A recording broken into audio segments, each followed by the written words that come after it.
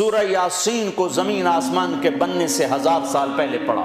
زمین آسمان کو بنے ہوئے تقریباً سائنسدان کہتے ہیں 25 ارب سال ہوئے ہیں. بگ بینگ 25 ارب سال ہوئے ہیں. پہلے ایک حدیث سنو. ابو ہریرہ پوچھنے لگے یا رسول اللہ آپ نبی کب بنے تھے؟ آپ نبی کب بنے تھے؟ تو اس کا جواب تھا 40 سال کی عمر میں. یہ جواب آسان جواب، کتابی جواب تھا، کتابی کہ 40 سال 6 مہینے 10 دن، 40 سال 6 ماہ 10 دن 21 رمضان المبارک جبریل ظاہر ہوئے، اقرا بسم ربک الذی خلق.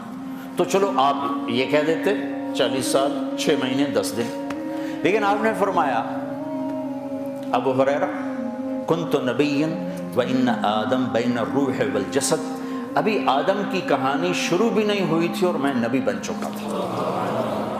ٹھیک ہو گیا؟ ابھی آدم کی مٹی کٹھی نہیں ہوئی تھی اور میں نبی بن چکا تھا. تو کب بنے یہ اللہ کے سوا کسی کو معلوم نہیں ہے.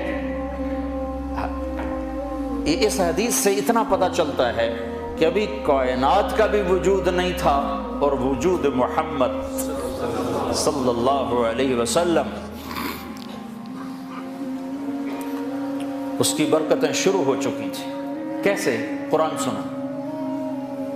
کائنات کے بننے سے 1000 سال پہلے اللہ کہہ رہا ہے یاسین یاسین. ایک اور حدیث ساتھ جوڑ دو. آپ نے کہا میرے 10 نام ہیں، میرے اللہ نے میرے 10 نام رکھے ہیں.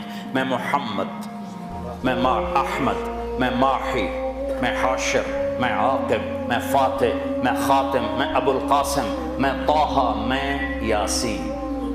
10 ناموں میں سے ایک نام ہے کیا بھائی؟ اب سورہ یاسین. یاسین والقرآن الحکیم انک لمن المرسلین. نہ زمین ہے نہ آسمان ہے اور اللہ کہہ رہا ہے مجھے قسم ہے قرآن حکیم کی تو میرا رسول ہے. تو آگے کون ہے جس کو اللہ کہہ رہا ہے تو میرا رسول ہے؟ کوئی آگے ہے. اگر کوئی آگے نہ ہوتا اور آنے والے کی خبر ہوتی تو پھر اللہ کہتے انہو لمن المرسلین، وہ آنے والا میرا رسول ہے. آنے والا آ چکا ہے، ظاہر اب ہو رہا ہے. آنے والا کب آیا ہے؟ خالق مخلوق کا فرق تو ہے نا. خالق کی تو ابتدا نہیں اور مخلوق کی ابتدا ہے. سب سے پہلے جس مخلوق سے ابتدا کی گئی ہے وہ محمد الرسول اللہ صلی اللہ علیہ وسلم.